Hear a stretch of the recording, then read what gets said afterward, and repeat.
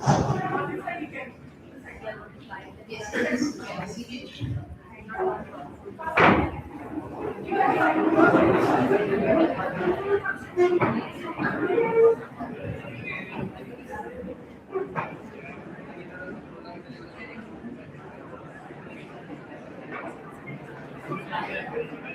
Assalamu alaikum warahmatullahi wabarakatuh and a very good morning to everyone present.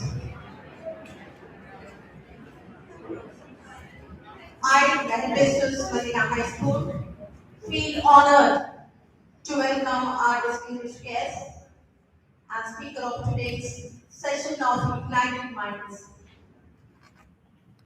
M. Bilal Karim sir, who is the Chief Executive Officer and Co-Chief Investment Officer. Students, you are really very lucky to have him come and explain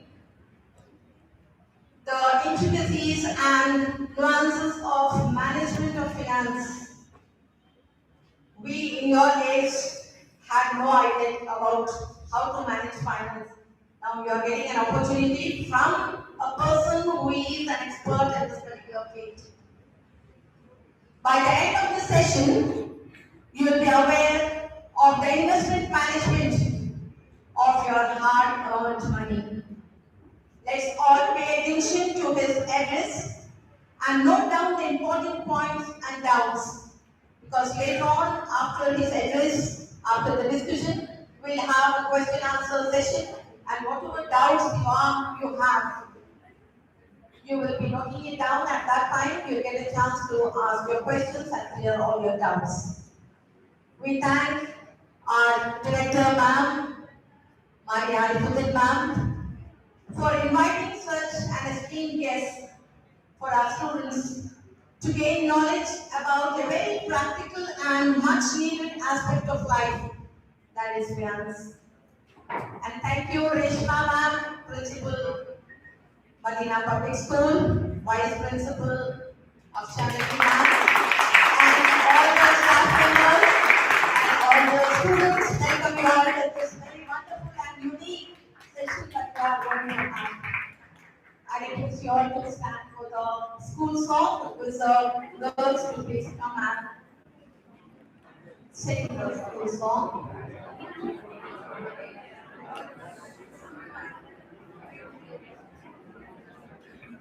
Yes, let us all maintain silence now. You all will sing along the girls.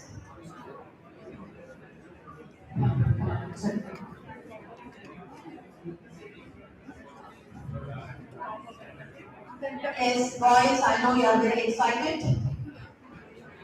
Let us keep calm now.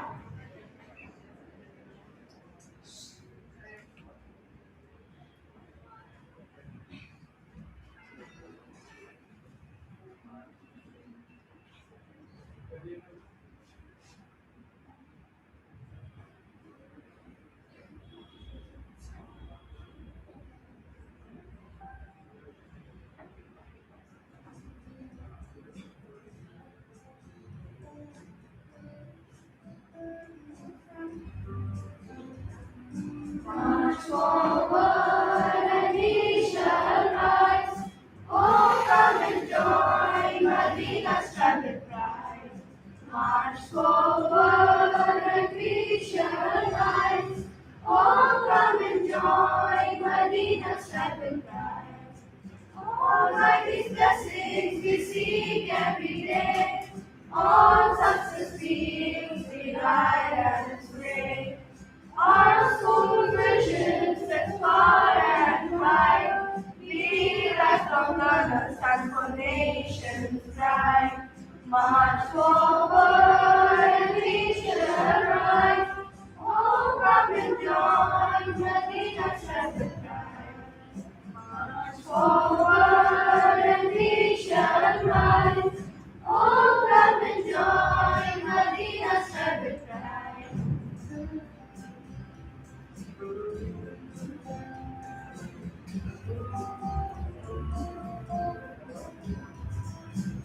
We shall be restless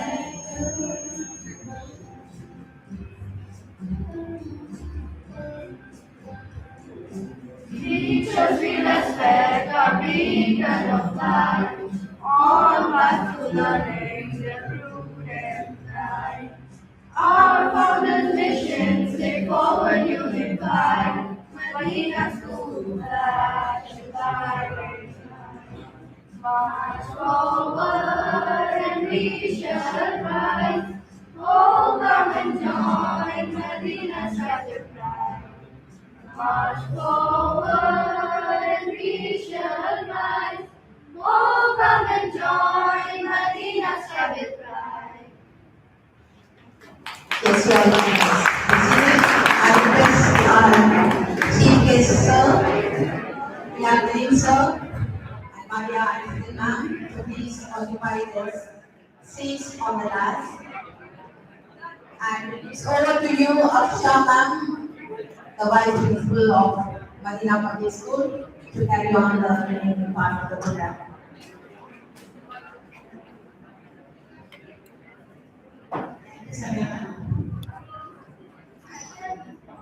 The future belongs to those who learn more skills and combine them in creative ways, said by Robert Greene, and it is aptly suited to our guest today.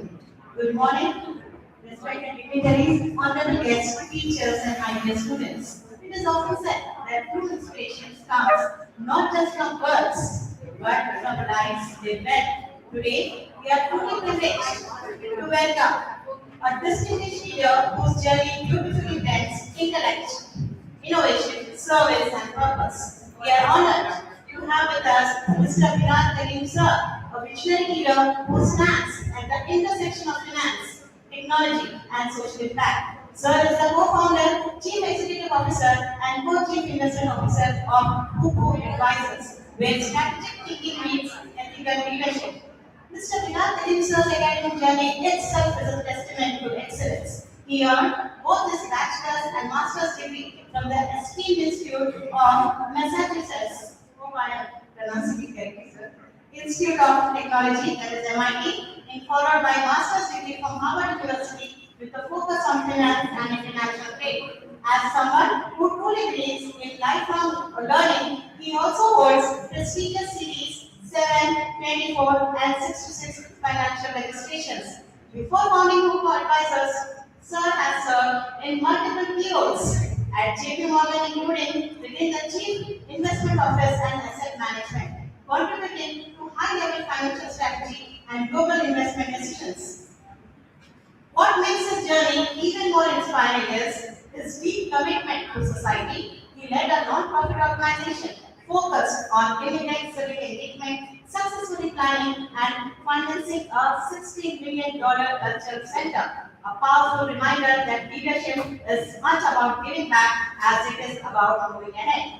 His professional experience also spans technology and innovation, from co-founding and communication startup to design business analysis software at Oracle Corporation, reflecting this belief that technology when guided by purpose can change lives. Beyond his professional accomplishment, Sir is a thinker, a mentor. His interest in macroeconomics, religion, and spirituality, youth mentorship, and his love for skiing and hiking reflect a well-balanced life grounded in values.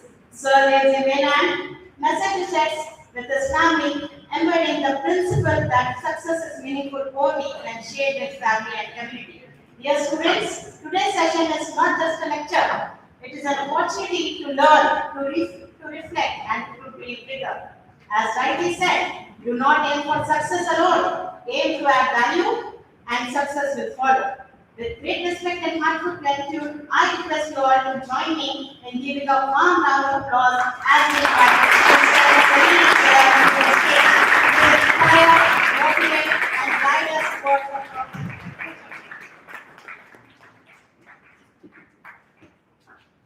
Now may I please request our director, Maria ma'am,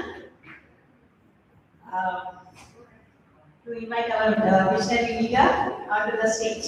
So we are already on the stage. Thank you so much, Aksha ma'am, for inviting us again. And this time we had a different format. Usually we invite the speaker on the podium and they give a speech or lecture to you all. But I thought it would be more interesting for you all to have a talk with him.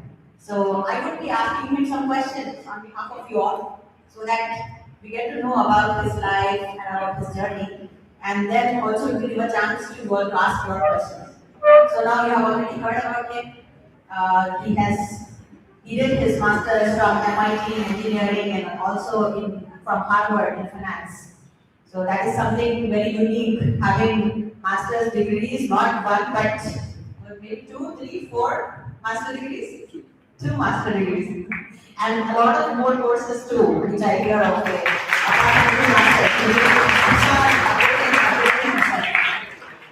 Two masters from Ivy League universities. So that is one part of me. From India, they are hardly, I don't know how often you find students there in Ivy League from India. But we also have our Ivy League of India, that is the IITs. And we do have our students getting into IITs every year. A couple of students getting into IITs, which is a very, very tough competition, the toughest exam here. And the competition would be such that thousands of students would be competing for one seat in IIT because the population of India is so huge. So anyhow, I'm sure like listening to him and knowing about his journey will inspire you. Let us start asking him questions from his childhood. What do you think about it? We should go and dig deep. So, Bilal Bhai, if you don't mind, I'll call him Bhai because that is how I call him at home. And sir at all would be very, it is not natural to call him sir. So, Bilal Bhai, tell us about your childhood and where were you born and about your childhood journey, your schooling. Sure, yeah. First of all, good morning and Assalamu alaikum, everyone. This is such a beautiful thing to be here with you. And I already know this is the highlight of our trip. We're here for just 11 days with my children and my brother, just on holiday. So we were having very casual, and then when Miss Maria invited us to meet with you, it was a real treat. So thank you for sparing an hour with us.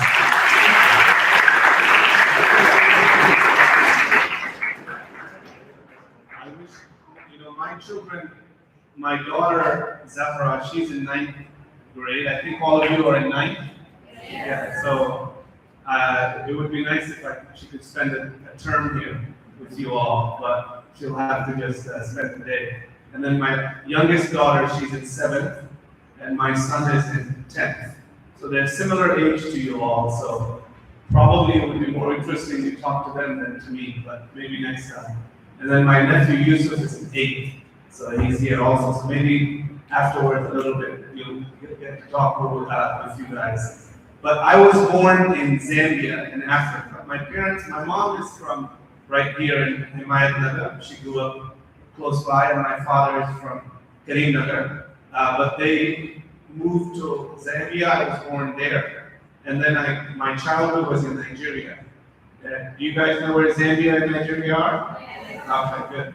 So in Nigeria, it was a very free and open childhood. I didn't actually go to much school because the school wasn't so great there. So my father just kept me at home, my mom, and so I was homeschooled basically until fourth class. However, I used to visit India.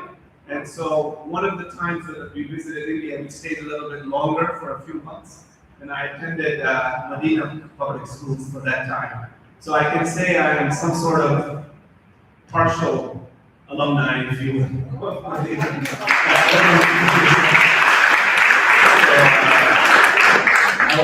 was probably maybe in 2nd or 3rd, something like that. Anyhow, so Nigeria was, very wide open. And I think that shaped my mind a lot to always think in a free, wide open way. And then we moved to the US when I was 9 years old. And so that was the first time I started school in the US. But yeah, so it was a big change to go from Africa to the US. My biggest memory was when I got to the US was thinking, where is the earth? Where is the ground? Because in New York City, every part of the whole place is paved. There's no zameen entity. There's no grass, there's no ground. There's some parks that you have to go far, but even the parks are all covered. So I was coming from Africa, where here and there you see a road, but the rest is all ground. So even though it sounds like something small, it was strange for me. But US was a big adjustment, but then, I'm sure we can talk more about other things, about related to that if you want to know. But that was, then I grew up in the US in New York, and then after New York was a very tough adjustment, because it's a very tough city, especially if you immigrate. There was a lot of bullying, getting into some fights, but then I was also very much, I'd get into a lot of mischief, as in I would, there were trains there, for example, I would take the train to school. Sometimes I would hang on the back of the train just to play, and a lot of things. I can't tell you all of them. Probably Miss Maria would say, this is the wrong example you're giving them. But then I went to college. I got into college to a few schools. I chose MIT. I wanted to become an astronaut. I always had this dream of going up and floating around in space. And so I thought maybe if I go to MIT and study aeronautical and astronautical engineering, that one day I could become an astronaut. But when I got there, a lot of people said that you would have to go through the Air Force first, through the military. And I didn't want to be in the military because I was uncomfortable with if I had to, go fight and kill people and so forth. So I didn't go through the military. So I then decided to go into computer science, because at that time the internet was just being invented. So this is a long time ago. You probably can't imagine a time before internet, but this was in 1998. And then so in 2000, the internet was being invented. And so it was a huge boom in computer science. So I said, okay, why not computer science? And so I did computer science. I worked at there were a lot of startup companies. Even now, like in AI, you have all these startups. So then they had a lot of these internet startups. So, I joined one of those. And then after that, I joined this big company called Oracle Corporation, which is Oracle. How many people heard of Oracle? Well, you guys are pretty smart. Usually young people don't know about Oracle. It's a big database, business applications, things like that. I worked there for a few years, but I realized that even though I'm good at it, I'm good at programming, but I wasn't passionate about it. I couldn't see myself just doing programming every day.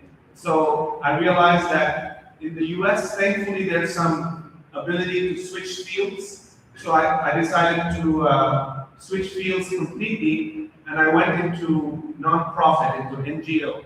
So that she mentioned I was working with a nonprofit, right? So I left tech entirely and decided to work with this nonprofit organization that had just started, that tries to bring immigrant, particularly Muslim youth into, to get involved in society and in academia, in politics, in media, and all of that. And then we also built a big cultural center and mosque and all of that in Boston, because I was in Boston at that time, because that's where these universities are. So I worked in that for a few years, and we built a good big organization, and it's still there, and it's a big cultural center. But after doing that a few years, I realized that while I'm enjoying this, I still needed the part of my brain that was I'm really interested in maths and science and so forth. So I wanted to do something like that and so forth. So I learned about finance, and I can maybe in another question, if you have, I can tell you why I was interested in finance and what really is at the heart of finance. So I got interested in finance, so I applied to another master's program at Harvard. I got a recommendation from the governor of Massachusetts because of some of the work we did with the nonprofit, which was very impressive to the governor.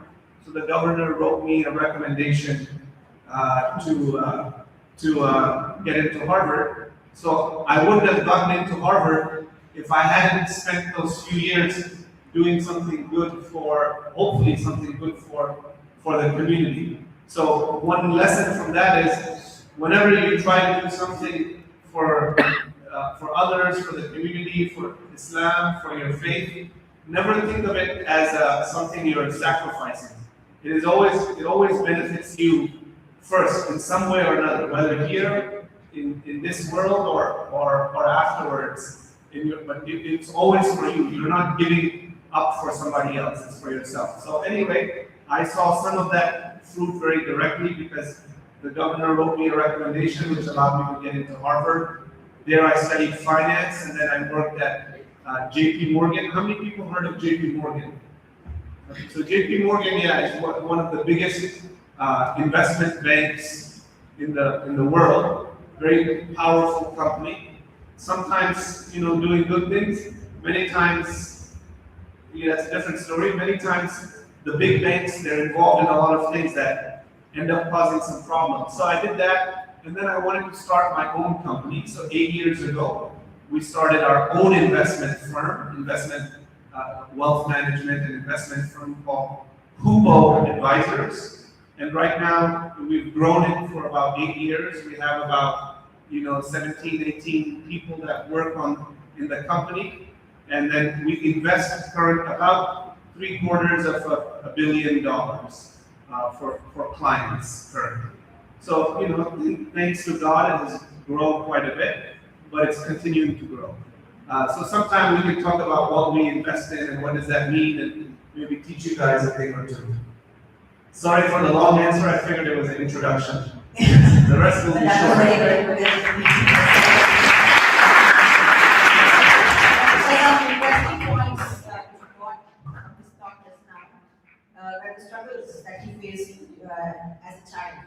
Many of our students, because this is a CBSE school, so they migrate from other countries. How many of you are from the Gulf countries? Migrated? Okay, that's good. So we have a lot of students who migrated from other countries. And I'm sure they can relate to the struggles. Sometimes they can be bullying, sometimes adjusting to a new environment. Your parents are still adjusting, or maybe one of your parents. Okay, it's fine. Maybe one of your parents is still working abroad and you are here with the other parent. And sometimes some of them are here with the grandparents. So yes, there are some circumstances which we face in our childhood, and maybe those will shape your journey in your future. Just like he told, he has faced a lot of obstacles, and he used to travel by the public transport. He used to take the trains, and most of you here are, I think, lucky enough, and you don't have to take the public transport. Otherwise, that would be more difficult to come to school. And already you're not coming on time. So what would happen if you were to come by public transport? Most of them have their private transport. Anybody using public transport to come to school? No one. Everybody has their private transport. So those were the days where we struggled. And of course, in US, the public transport is much better than what is here. But you all are coming from a very privileged background because you are able to afford to come by private transport. So I think all this is a learning lesson from his life, and also he wrote about the service sector that he worked for, and MAS, that was called, right? Muslim American Society. MAS Boston, because I used to hear from all my customers that Bilal is working for this project in MAS Boston, called MAS Boston, and they have built a big community center, which is still benefiting a lot of people. Just like my father, he was into community work, and he built all these institutions. And even though he's no more, but he still gets the Sawabe Jariya for all the work that he has done. And as long as students would be studying in all these institutions that he has established, that would serve him in the afterlife. The ajr will be added up to that. So you all know about Sawabe Jariya, right? We have to do something which is so substantial that it stays even when we are gone. So that center which he has established, he has helped in establishing, will stay even when he's gone. He'll be getting the ajr for all the good work that happens over there. And one more important thing which I wanted to mention was he's a Hafiz. MashaAllah.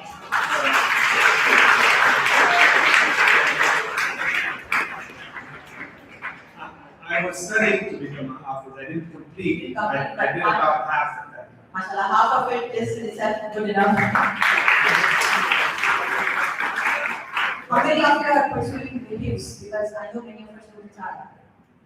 There are so many of them, Hafiz. But I will say I still love to memorize. So even to this day, I still try to just keep memorizing something every month. So I definitely encourage everyone to memorize something from the Quran even in an ongoing way. With meaning. Try to understand the meaning. And you people are lucky enough to have that in your syllabus too. We have Islamic studies in our syllabus, and every term they have a set of students that they have to memorize.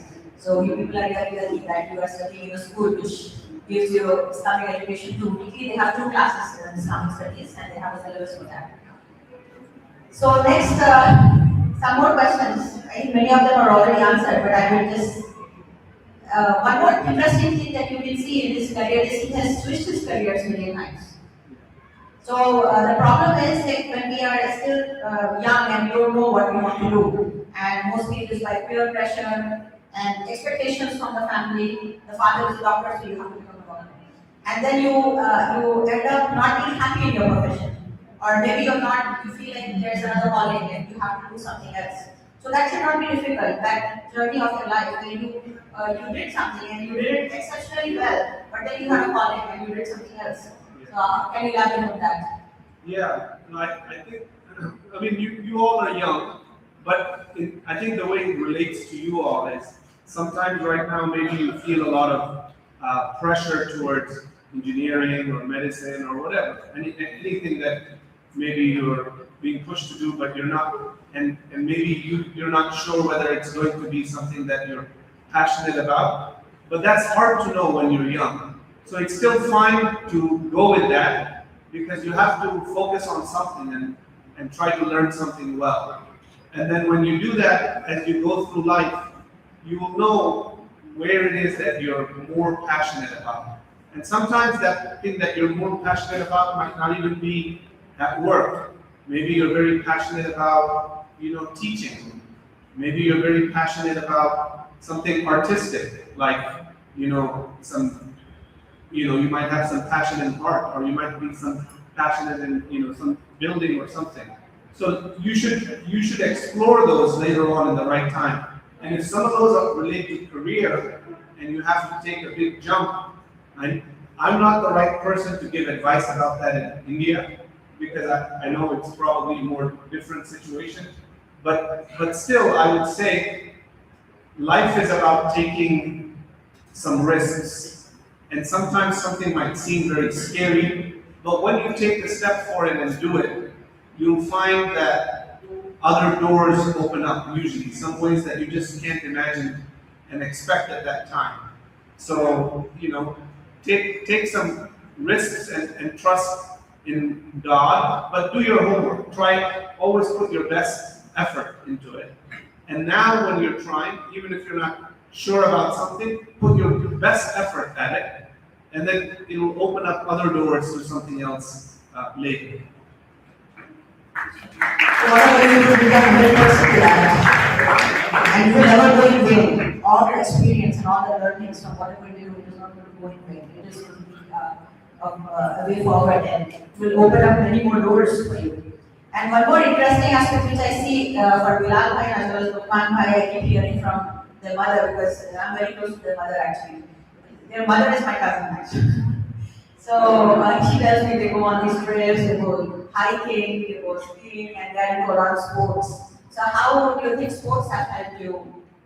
Yeah, I think sports are very, very important. Most importantly, because they're a lot of fun. If you let yourself get into it, they're a lot of fun, and they keep you healthy, through your age. It's important to be healthy, and of course, it's important to be a balanced human being. But also, they teach you a lot about your limits. Only when you do sports in a team, for example, or something, and you know how much you can push yourself. Just like, Muslims have a nice thing that we have to fast, right? When we fast, in the US, whenever we talk to somebody who's not Muslim and they realize that you fast for 14 hours, 15 hours, no food, no drink, they can't imagine that. But we, having fasted, we know the human body can easily do that. Similarly in sports, when I used to think, how can somebody run 1 mile or or something like that, 2 kilometers, 3 kilometers.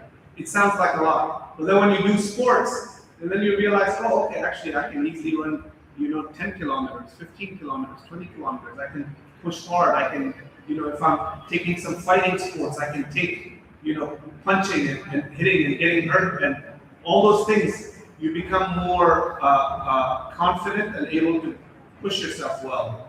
But also you should try different experiences if you can. Like you should try, if you get a chance, I know it's not so easy and it costs money, but new things like snorkeling and swimming and here skiing is not easy. But different experiences. And definitely you should go hiking and trekking. You should get into that if you can. Because that's really the best way to connect with your creator. When you go out in nature and you just quietly hike and appreciate and look at the natural beauty, it's really soothing to your soul, and you become a more deeper, calmer person, and you also are able to appreciate Allah's creation. So you should find ways to go out into nature, away from Hyderabad, a few hours away, and go some hiking or trekking in good places that you can. What are all the sports that you all are involved in? Can you get some answers from here? Okay. Yes. Okay. Taekwondo, very good. Actually, in our school, we have co-curricular activities. We have 2 periods for sports and then 2 periods for co-curricular activities. And there we teach them skills like archery, shooting. We have a shooting range downstairs. Yeah, I will make you all try shooting there. And ours is one of the schools which has a swimming pool too. We have a swimming pool, and they do skating, taekwondo, karate, swimming, table tennis, archery, even calligraphy, and what else do we have? Cooking and baking. Yes, a lot of boys as well as girls are learning cooking and baking. So they have to choose one of the skills every year. And some of them are even almost close to the black belt now. How many of you are going to get your black belt? Next year or this year? Very good. Very good. I like it that I see some girls are doing it too. Excellent. Oh yes, equal number of boys and girls doing every sport, and because we don't have big grounds here in our schools, we take them to some other ground. So buses play an important role in our school. Always our buses keep moving, and because the other branch has a swimming pool and this branch has a shooting range. So students from this branch and that branch keep shuttling. So yes, we have realized, and we're learning from experience of a lot of successful people like himself, we realize that sports play a very important part in your life, and also after COVID, everybody has become very serious about physical fitness too. And mostly we could find a lot of kids had become very obese. That is what I noticed after COVID. But now, alhamdulillah, I'm so happy that everybody's taking care of their health, and it's good to keep fit and active and take care of your nutrition. As you can see, the speaker is very fit, mashallah. So we can get some lessons from there too. So it means a fit and healthy lifestyle also means a fit and healthy mind. And like, what is your daily routine? When do you wake up? When do you go to sleep? I mean, generally, I wake up around Fajr time, which is like 6 o'clock or 6:30, something like that, in where we are. I we always pray as a family, so that it's one of the things we start our day together. So we all pray together, and then they get ready for school. I read a little for Quran, and then I get into I have a long drive to work, so I use it as a chance to listen to the news, making calls, and then we have to get in and get ready for the stock market to open. So we start planning what we're going to trade or buy or sell. We do our trades early in the morning, and then we have different client meetings. So we meet with different clients and discuss their investment plan and their questions and things like that. So that spends the day like that, maybe some strategy or other things like that about the company itself. And then I come home usually around 6:30, 7 o'clock. And if I can, I try to go do something active. There's a fitness or a gym nearby. or usually spend some time with the children. Though they also usually have a lot of sports or activities. And then if I can, I try to pray Isha in the masjid. We have a mosque nearby. And then that's the weekdays. And weekend I try to spend time with the family and learn with them a little bit, and then have some sports time or meet with other friends and that sort of thing. And you travel a lot, isn't it? Yeah, no, but alhamdulillah, we're very blessed that we were able to travel easily. So I think I've been to maybe 34 countries, something like that.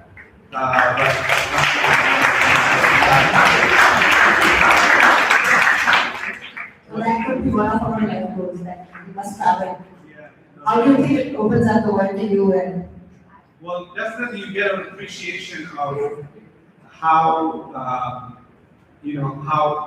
how that there's not just one way of looking at things, one way of living, and you get to respect and wish good things for people, because everywhere you go, you see that people are living their own lives, they're good people, they're wanting something, and so you feel some sympathy for them and say, I want them to have something good also, and them to have something good, and so you feel connected with other parts of the world, and you don't think in a narrow way. Plus, it lets you have ideas. As you get older, if I want to build something, start something, how can this benefit other places? And it also gives you the ability to think about, okay, maybe I should try to move there or live there or something if there's opportunity for that. So, but the nice thing is, India is so diverse. It's like 10, 15 different countries within one country.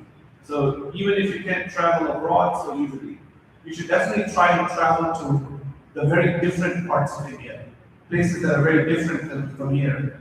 Go to the northeast, go to Rajasthan, go to deep south, and see the culture there and always try to meet with the local people if you do that. But that will be a very satisfying way to learn about your own country.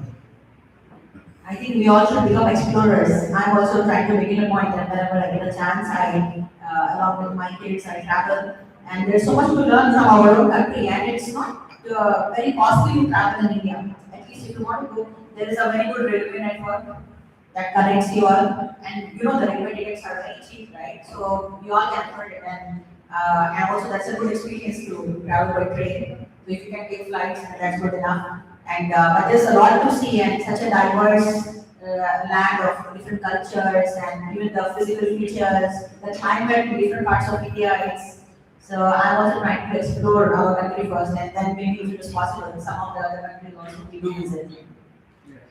So that gives you a lot more ideas and opens up the world to you.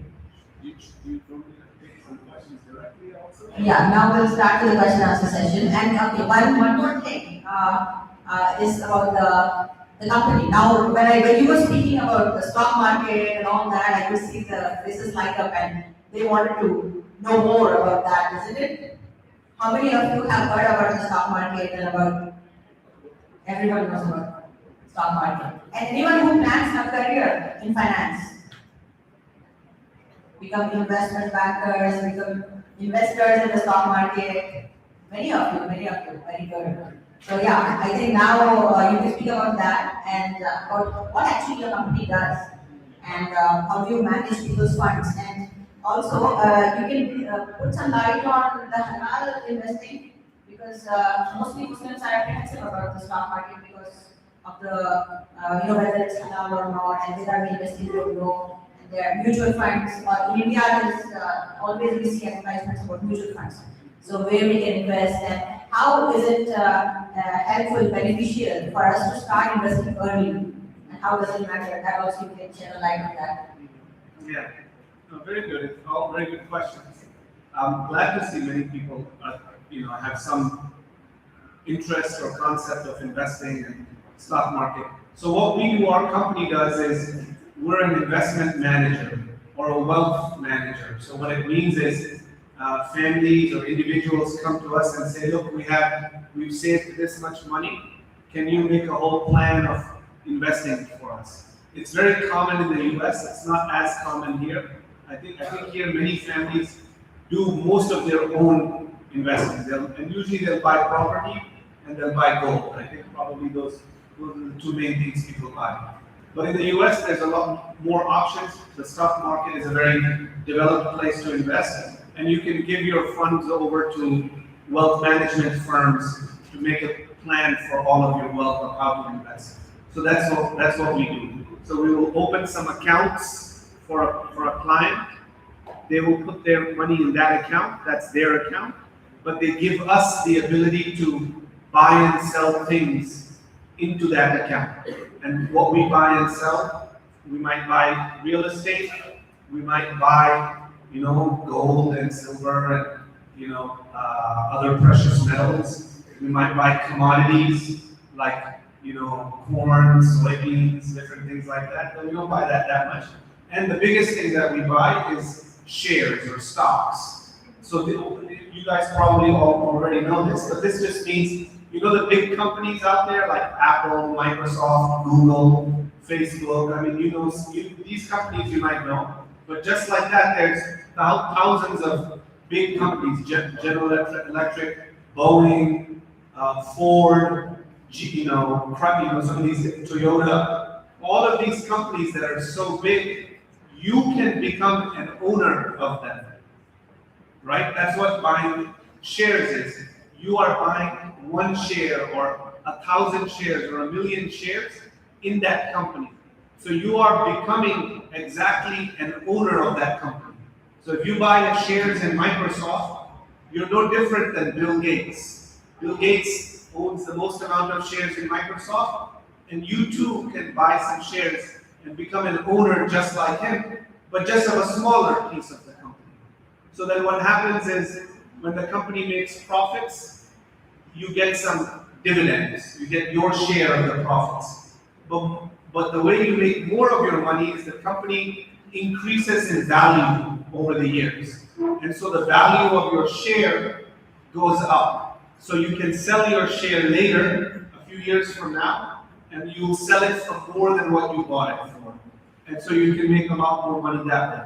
So that's basically what we do. We look at the thousands of companies, and we buy a few hundred companies for our clients. And we focus mainly on US companies in the US markets, but we also buy a fair amount of companies in Europe and in Asia as well. So that's the big part of what we do. But the important thing that I also want to mention, actually I'll pause there. I wanted to say something about financing, even zoom out a little bit more, but let me first pause there and see another question or something. But does that make sense? Well, you asked also about starting earlier.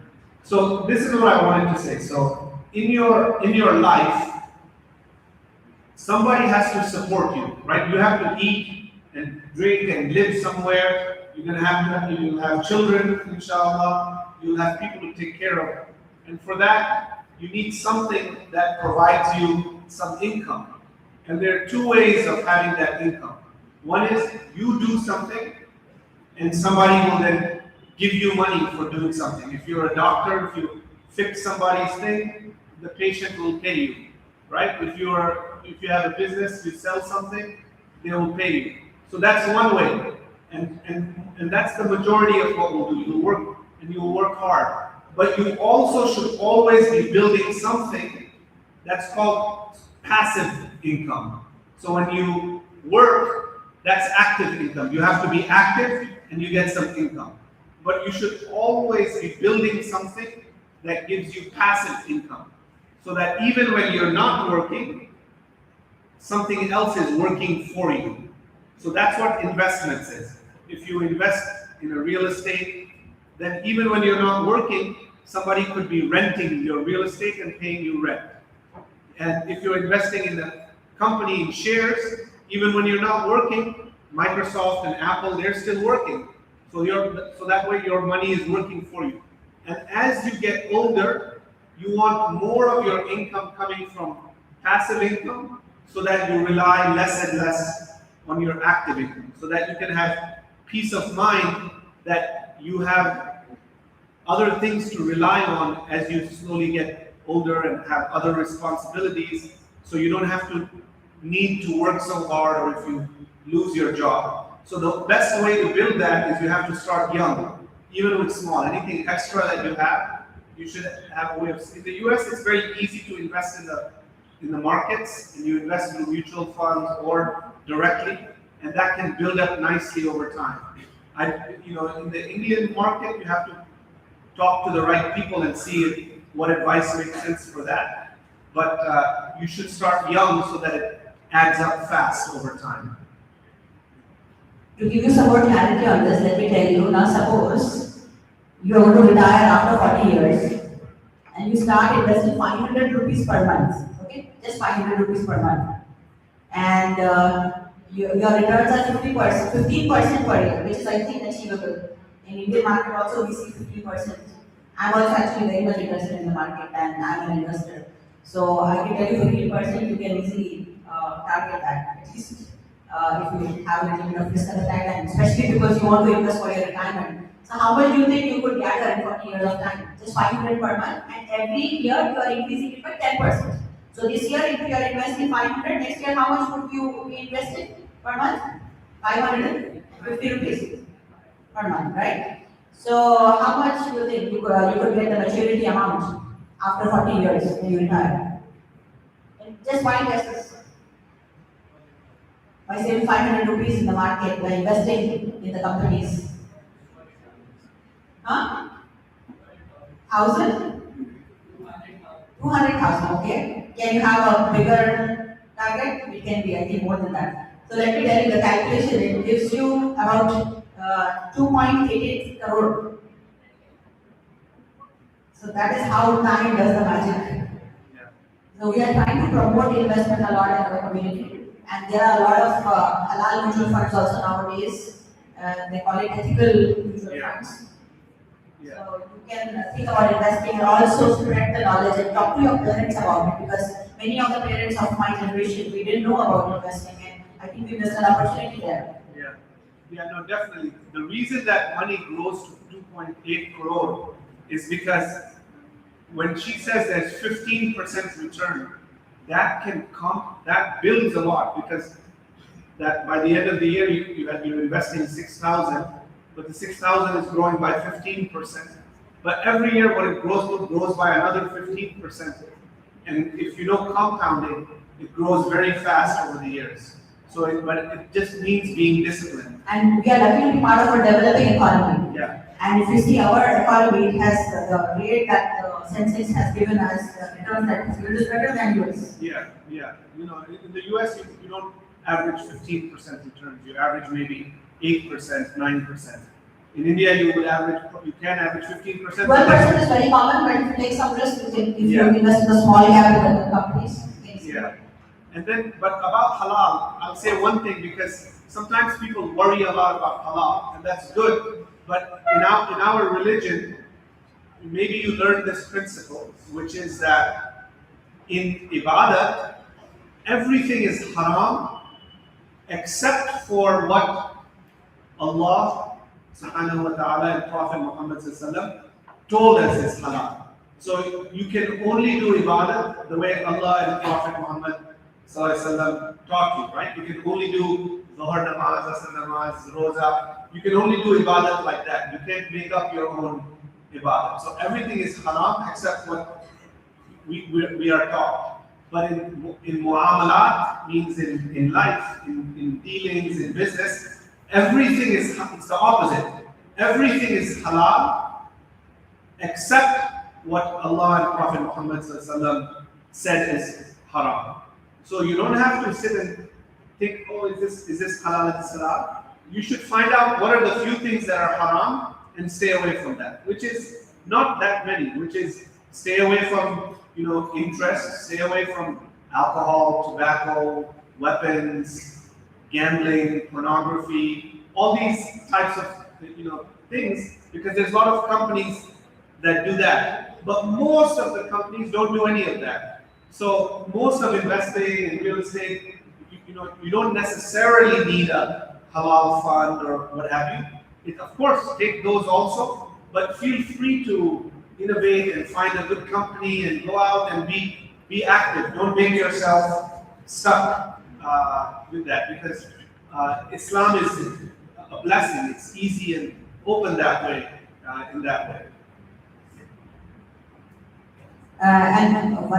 We have time. We have time, another half an hour, so we are going to open up for question answer session. Before that, I would like you to tell about the contribution of your parents in your life.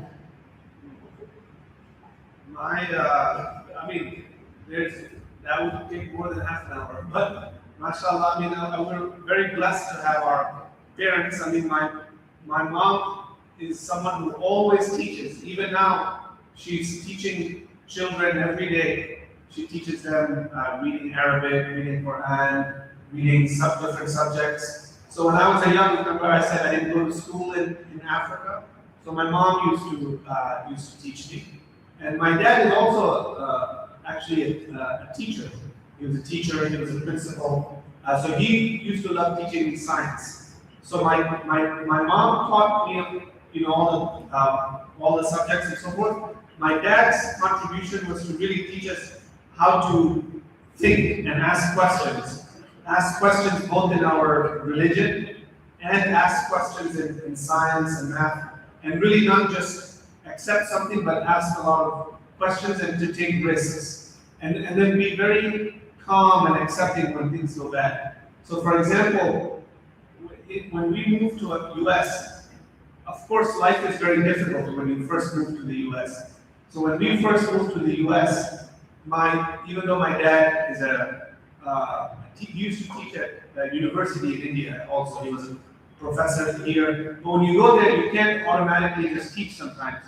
Your licenses don't apply, you have to start over. So he had to work hard for a few years doing different odd jobs. For example, he worked in like a furniture store, in a pharmacy store. He worked he tried even driving a taxi and all of these things before he finally got his,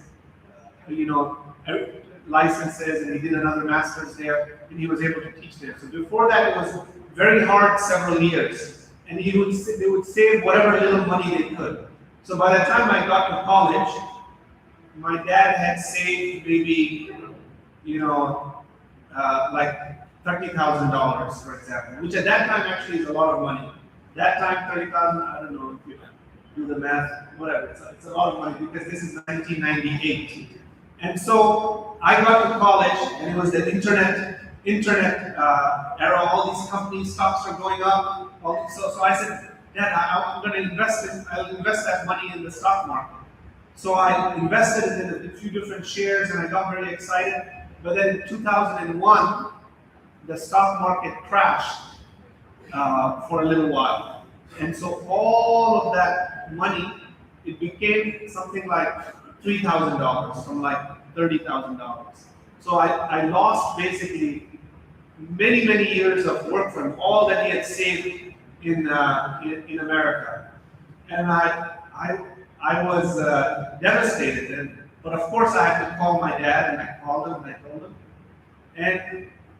And he didn't even react in any serious way. He just kind of said, okay. And in a way, he was telling me, okay, it will be okay, and so forth. And so that for me was a big life lesson about, you do have to work hard and that. And of course, I made stupid mistakes thinking that I know a lot as a 19, 20-year-old or something. So those are all wrong things. But you can't go crazy and sorrow over things that happen. You have to accept what Allah brings in your life, learn some lessons from it, and then do better next time. So my dad taught me a lot of life lessons that way. So those are the two big influences, and my dad is the one that really focused us on always doing something, for Islam. We have an obligation to also help other people learn about their Creator and learn about what is the purpose of life. So he had a lot of focus on making that a part of our values. Do we see Bilal Karim as the next Zohran Ramzani? Or maybe I'm crazy about Zohran Ramzani? Do you have any interest in politics? I don't have interest in politics in the sense of wanting to be in politics. I do have a lot of interest in policy, as in I do take a lot of interest in, what's going on, what are the different debates, and what's going on in the country and so forth. So in that sense, I have a lot of interest in policy because politics is supposed to be about setting the policy and the laws of any country or society or city. So, but no, I don't want to be directly in politics. But I want people to have an interest in that. So when I was working in that non-profit, we would encourage people to take interest in politics and do that. And that's their passion. So we have seen him like change career path many times. So maybe today you don't have interest, but because you have such leadership abilities, so we hope that one day maybe you will be leading your country. And with that, thank you so much. I think I'm done with my round of questions and answers. I would request you all to go ahead and feel free to ask the questions, and not only him, but also all the people here. There's Lukman Bhai also, and there are the kids whom you can interact with and ask the questions about their school over there. And you can also we go on a tour to show them our rooms, classrooms here, and maybe some of the shooting students here. Yeah, you can teach us a bit of shooting now. We can give us a small lesson in shooting. Yeah. So I'm passing over the mic to you all, and anyone who wants to ask questions. Okay.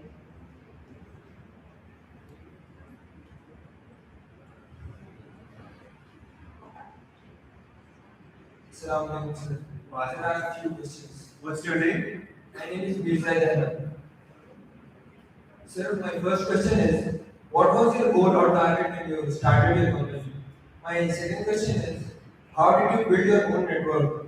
I mean, how did you build a business and then reaching clients, growing business, hiring employees, and managing them? And my third question is, what advice do you want to give to the people who want to start their company or business from zero or from nothing? Thank you, sir.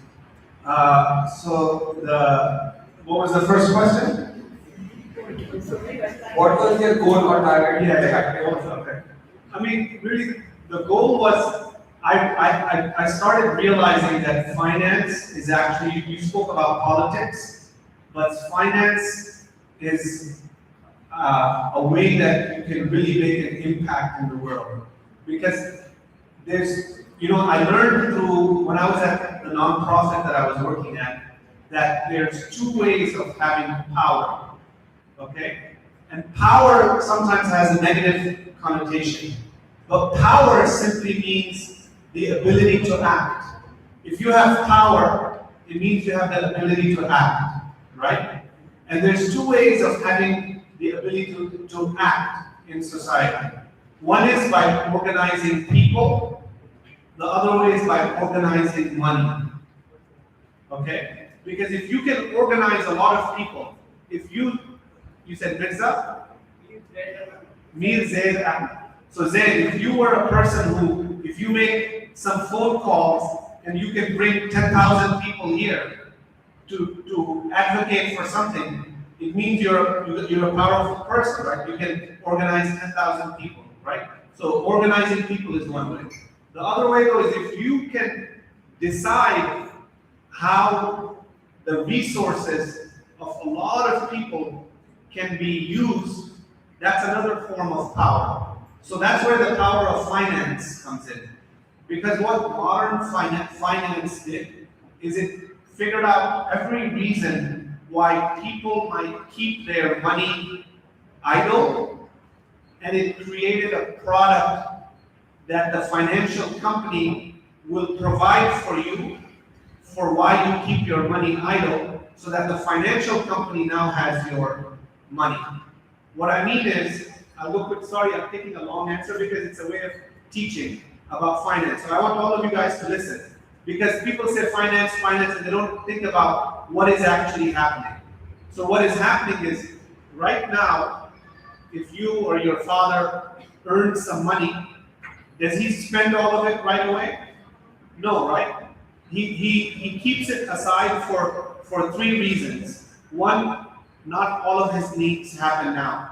For example, he does something today, but tomorrow he will need something else, so he puts it aside for that. So what is the product for that? The product for that is a deposit account.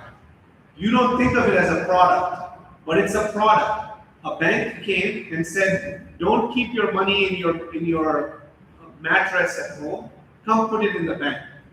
So now the bank has your money because of the reason that you don't spend all your money at one time. You want to spend some the next day. Another reason why people keep their money to the side is maybe something bad might happen to them. Like their car might have an accident, they might break their arm or something like that. So you might keep some money to the side to deal with that. So what financial companies did, they came up with insurance. So they said, okay, don't put your money to the side, come buy some insurance. So if you buy insurance, the insurance company now has your money, right? And they'll say, so that if you get hurt, we'll pay for the insurance bill, we'll fix your car, we'll fix your house that got burned down. I know in India, maybe insurance is not as much as in developed Western countries, but the more developed a country is, the more complete these products are. People don't save for anything. They put it all in insurance or the bank. And the third reason why people put their money aside is they say, one day I'm going to be too old to work, so I need some money for that. So for that, they created retirement accounts, retirement investments. Maybe in India, maybe it's not as much, I don't know. But in the US and in every developed country, people put a lot in retirement, but that's going to another company. So what is the result of that? The result is the financial companies actually control the wealth of all of your hard work. And they are deciding what to do with that money, which opportunities to put it in, which countries to put it in, which types of businesses to put it in, ethical ones or bad ones. So it's a lot of power in the financial sector. So our goal, our target, your question was what is our target, is once I started realizing this, I said that, hey look, why should we be only someone who just always working and just dealing with my money? If I have a way of being able to decide what happens with lots of people's money, that's a type of power which can be used for good things or for bad things. So that's what I said, okay, it's very important for good people to also get into this financial sector and build companies so that some of that wealth of society is managed by people with a good goals. Does that make sense? So that's like a short way of understanding finance. I can even go in more to show how lopsided it is, but I'll just do one thing. So you know in the world, there's two types of wealth. There's real assets and financial assets. Real assets, things like cattle or real estate or houses, things you can actually use, okay? The other type of assets is money, stocks, things like that. They don't exist in the real world. They only exist actually on a computer. But the money is not real. You think you have a lot of money with cash, but most of people's money is in the bank. And in the bank, there's not a physical thing, it's just something on a computer.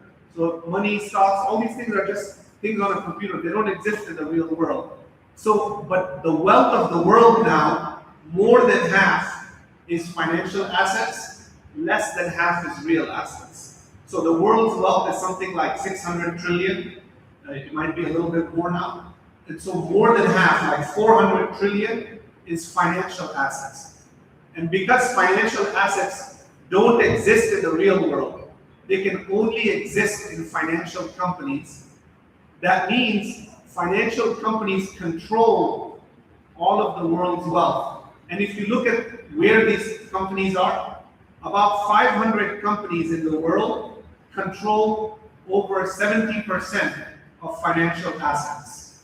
That means over 500, and in those 500 companies, these are big companies, right? So maybe if you say there's 200 people running each big company, because they're very big companies, right? Maybe 200 people have a lot of position, like JP Morgan and Bank of America and all that. 500 times 200 is 10,000 people, right?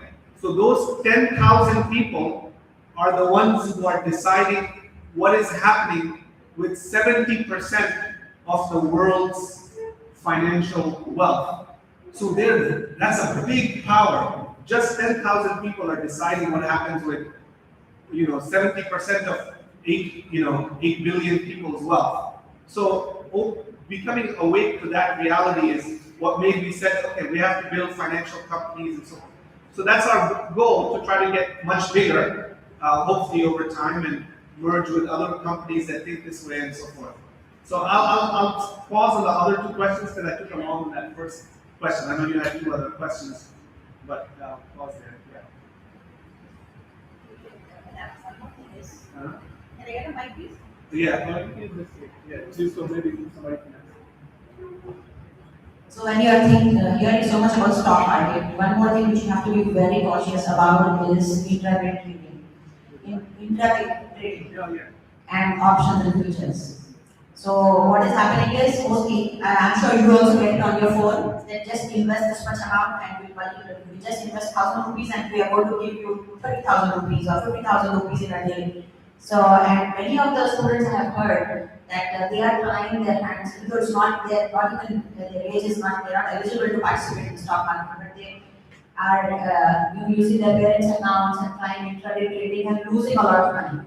And be assured that anybody who's just trying to get into intraday trading, they are going to burn their money. So 90% of the people lose the money over there. So we are talking about investing here. It's not trading. Okay, everybody has to stay away from trading. You all get it, boys? Particularly the boys. I heard about some of the students trying to educate others in the classrooms about trading. And they are watching all these YouTube videos. And there are many scams going on in the country here right now. When they send you an SMS, you just click the link and you get into something. OTP and all goes from your bank and money goes from the bank account. And other questions also, whatever the students ask, we can answer this. Well, maybe I'll give somebody else a chance. Go ahead, ask your question. And some girls also. So go ahead. Take a push up, and then I'll be sure. I was going to ask you about, you already have experience. You said yourself that when you were in the stock market itself, the online thing exists. Now that it does exist, what do you have for the people? They talk about college, you don't have enough money to complete a course, but they just want to start dropshipping, all this stuff. I want to start investing in companies they don't even trust. I don't have that resource. Okay, you're going very fast. It's a little nervous. Slow down, very fast. I have a question. What do you Repeat your question. for new generation or online courses and all the stuff that they are taking? Because nowadays you see people are dropping off just because they have no idea what to do with the college fee. And they're just starting their businesses, but there's so much competition. So I'm asking you, what is your advice for these people? This actually kind of relates a little bit to your question, because you were asking how do you start companies and what's the advice for that and so forth. But what I would say is, generally speaking, it's not a good idea to drop out.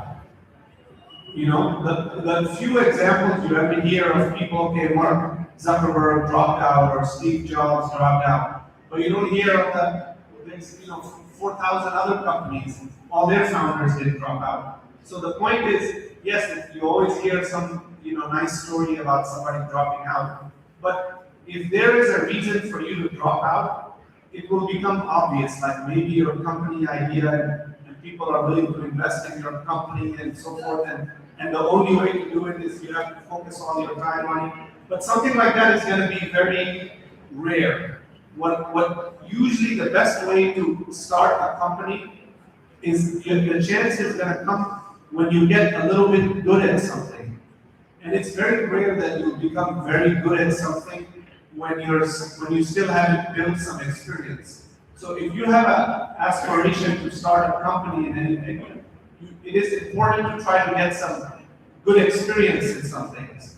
And at the same time, be experiment. If you're very much into technology and coding and programming, then keep experimenting and playing with that while trying to work on whatever job that you have an ability to get. Now you guys are young, so you probably don't have a job or something.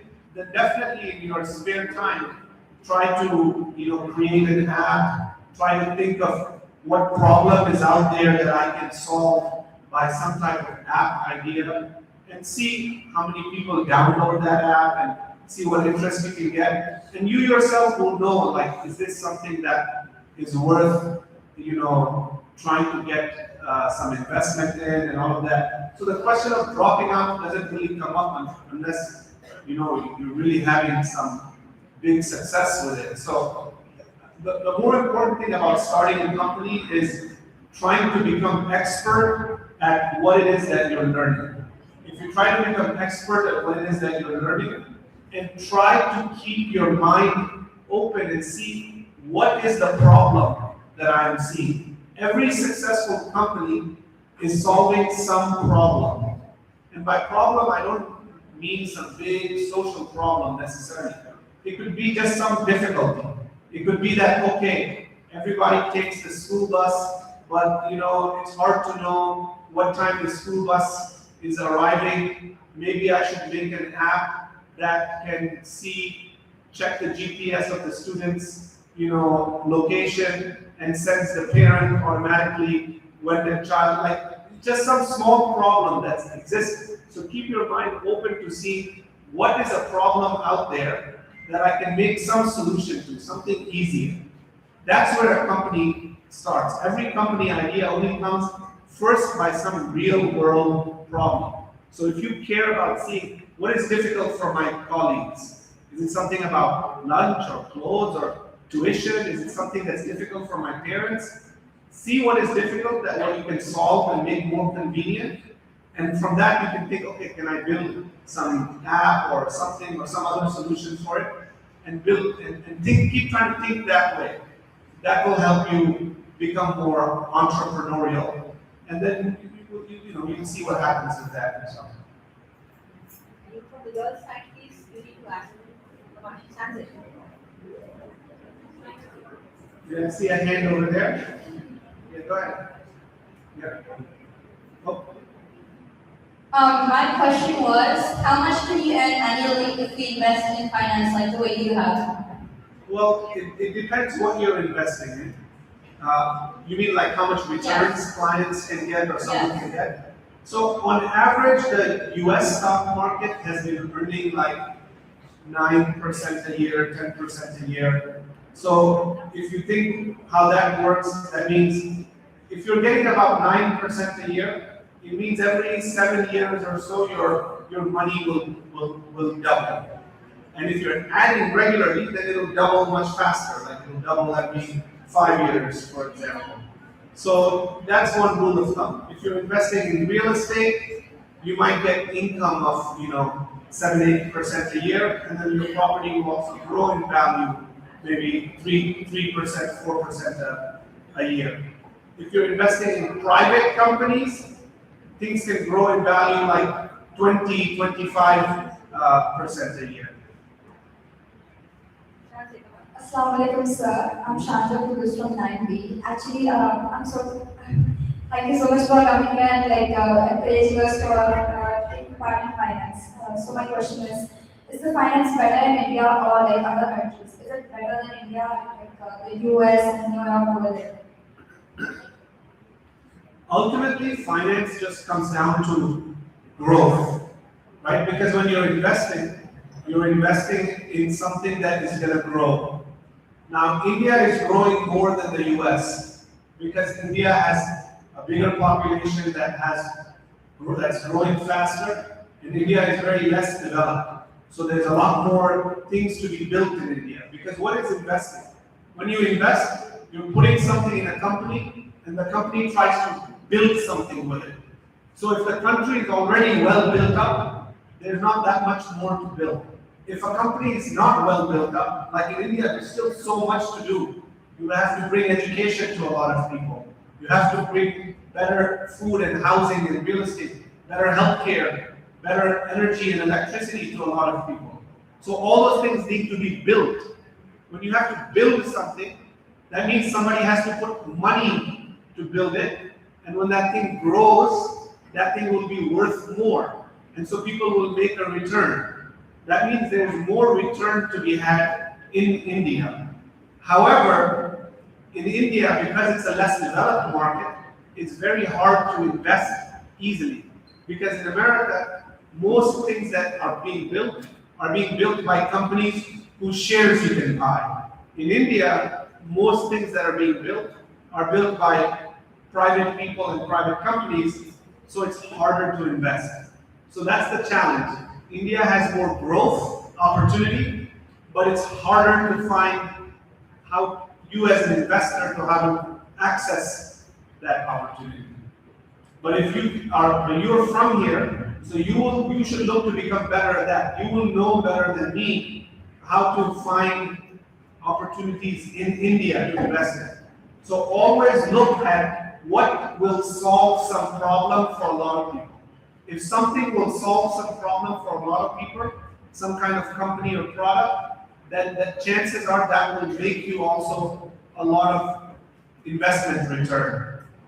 Because a lot of people will use it and want it. Good afternoon, sir. My question is there a lot of scope in like finance as a career? Choosing finance as a career? Sure, yeah. No, it's a In very... our country. In your country, even in your country there is, but I don't know enough about the sector here of what are the ways people get into it. Do people, how do people access jobs? I mean, it would probably be a good idea to get people who work here in investment companies and mutual fund companies to come and talk about how they got into that career, how hard or easy it is, because then you'll have an idea. In fact, Rajat is part of, he's in Delhi, part of the CPS that Dad works with. Yeah. So he was a senior director of the CEO, I don't know if he was CEO, the senior director of a big mutual fund company. Now he just retired, but maybe someone like him can come and speak about careers in India, about finance and investing. You must have seen on the TV ads, mutual fund Sahi Hai. Did you hear this? So they have this pretty big campaign in India to grow the investments in the market, mutual fund Sahi Hai. And then SIP, you have heard about SIP? Systematic Investment Plan. So because you are hearing of these terms, it means that that's a booming market. You can see it everywhere in the newspapers, in the media, and more number of fund houses are coming up. So I'm sure that there are enough careers in that segment. Yeah. There are a lot of careers in that, and then you have, because you will be in 10th next year, then you need to choose your subjects accordingly. Maybe you can write that like what subjects you should choose in 11th and 12th grade, because here after 10th we need to choose our subjects, and then there's no chance to shift. Yeah.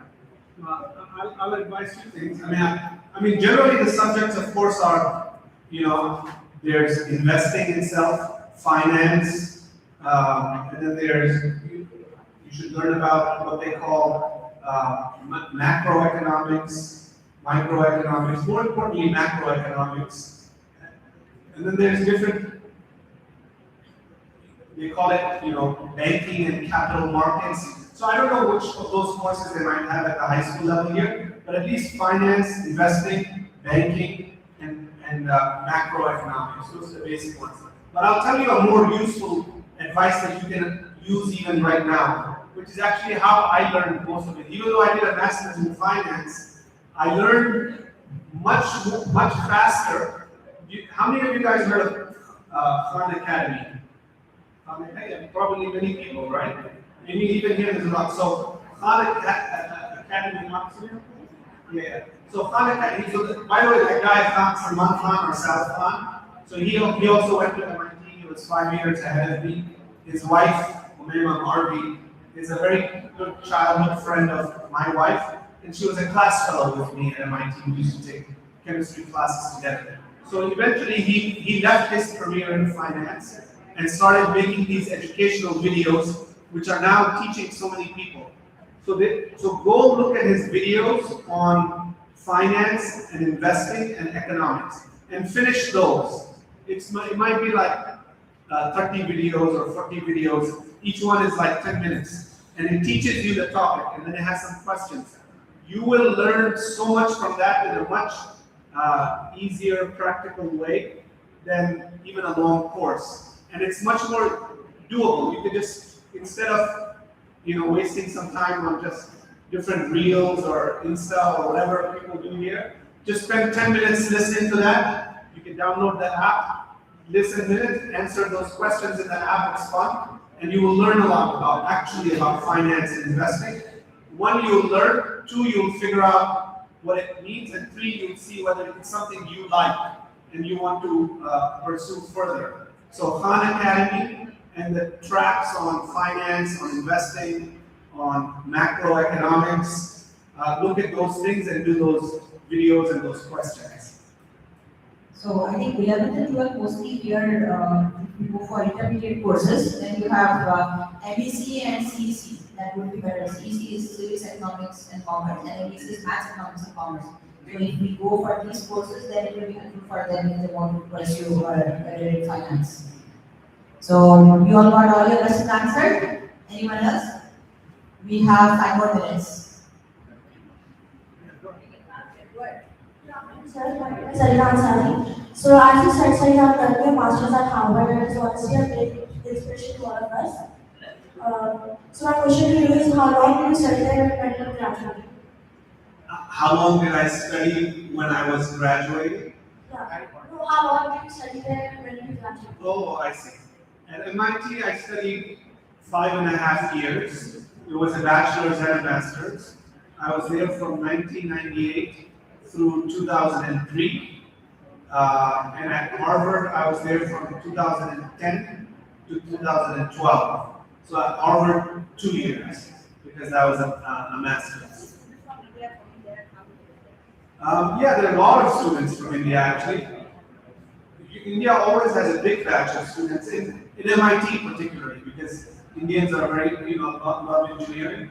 And at Harvard, they're a little bit less. But the thing is, the Indian population is so huge, so as a percentage, it's probably very small. But at MIT, probably at least, I would say at least 5 to 10% of the whole school is probably, Indian, which is huge for one place. But it's very competitive to get it. But there's a lot of very good universities. It doesn't need to be MIT. That's what I would say. Like there's a lot of very good universities, even in the US or even here, but even in the US that are technical. Assalamu alaikum warahmatullahi wabarakatuh. My name is Hamdan, and my question here is, I see many stocks and things being raised and I can invest in. But usually companies take startup shares, like they take loans for starting up a company because they start from zero. So that would be haram to invest in. So I see that there are less countries and companies in which we can invest, which are halal. And the ones which are halal, they are not as big. So what is the solution to this? Well, I'll say two things. Startup companies are riskier. So in general, when you're investing, you should have the larger part of your money in good established companies that you don't have a strong business. You should have a smaller part in startups, so you're taking risk, and maybe if it goes well, you'll have a high return. But a lot of them won't do well, but that's fine. But that having been said, startup companies, I didn't understand why you're saying they're not halal. Not the startup companies, the big companies, they take loans and interest from the bank so that they get a lump sum amount to start up the company. Like when we see big companies like Toyota, Suzuki and all, they have interests in the banks. So because of that interest, my money gets harmed when I invest on them.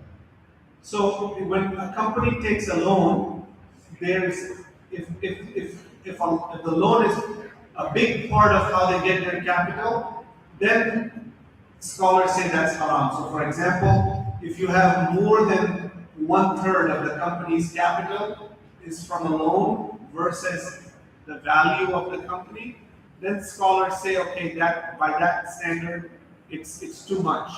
So most companies don't have that. So most companies, their loan is less than 1/3 of what they have. So you would have to look at it that way. So it's not that every company or every large company, and startups usually have very low loans because banks don't want to lend to startups because it's much riskier. So usually in startups, the problem is not the loan, it's just that it's a riskier investment. Because startups take money from people, usually as buying shares. So I would say just look at the company. If the company is doing a good thing that's not haram, then usually that company is going to be okay, unless they have a loan that is the majority of what their worth is. But that's rare. Most companies don't have the majority of their worth in loans. So, sir, what are the chances that I invest and that share is halal? I mean, generally, most companies that you invest in that are not in the banking sector and not in the insurance sector, those are going to be, as long as you avoid banking, insurance, tobacco, alcohol companies, as long as you avoid all those types of companies, most of the remaining companies are going to be halal. Some of those companies will have too much loans, but most of those companies will have not that much loan. I think we'll have to conclude the session. There's time for your lunch break now, 12:30. The bell goes down. Jazakallah khair. Right there.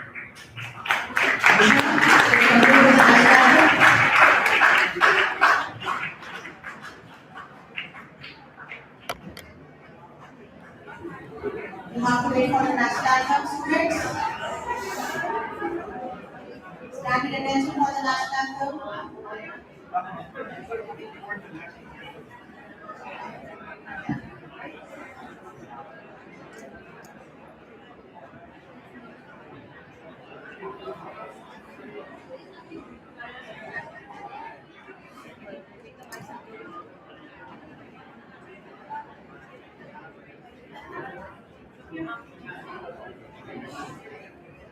Please announce that. Ishwan, you come in first.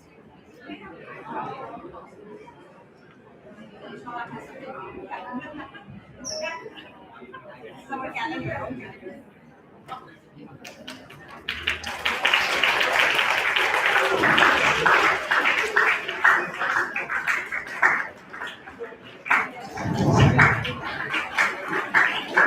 On behalf of everyone from Madina Schools, I extend our gratitude to Sir for sparing such. He said he is here only for 11 days. For those 11 days, he has spent more than, I think it wasn't 2 hours, 2 hours with us. Thank you. Thank you very much, sir.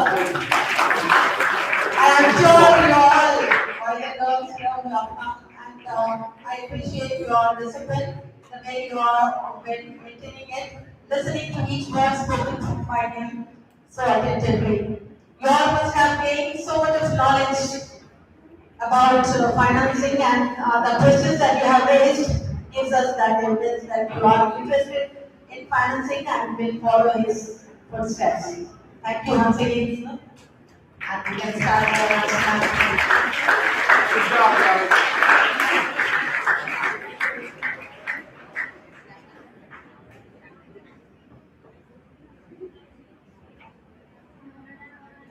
Vinayak जय हे भारत भाग्य विधाता पंजाब सिंध गुजरात मराठा द्राविड उत्कल गंगा विंध्य हिमाचल यमुना गंगा उच्चल जलधि तरंगा तब शुभ नामे जागे तब शुभ आशीष मांगे गावे तब जय गाथा जन गण मंगलदायक जय हे भारत भाग्य विधाता जय हे जय हे जय हे जय जय जय जय हे Thank you very much.